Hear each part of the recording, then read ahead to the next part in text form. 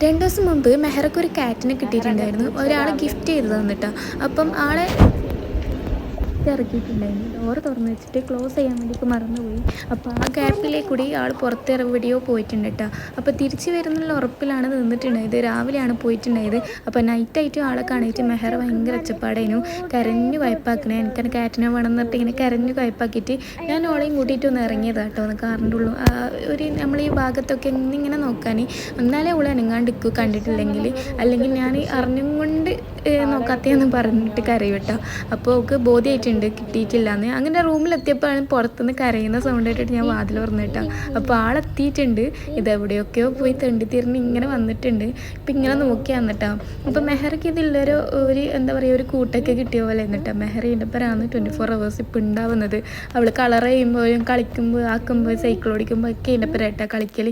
അതാ മെഹറ കളർ ചെയ്യുമ്പോൾ വന്ന് അടുത്തിരിക്കും കേട്ടോ. ഇങ്ങനെ നോക്കിയിരിക്കും. എന്തൊക്കെയോ മനസ്സിലാവുന്ന പോലെ ഇങ്ങനെ നോക്കി നിൽക്കുന്നുണ്ട്. അത് കഴിഞ്ഞിട്ടൊരു കിടത്തുണ്ട്. ആ കിടത്തൊരു 1.5 മണിക്കൂറൊക്കെ ഇങ്ങനെ കിടക്കും കേട്ടോ. കാണാൻ നല്ല രസം, നല്ല ക്യൂട്ടില്ലേ കാണാൻ വേണ്ടിക്ക്.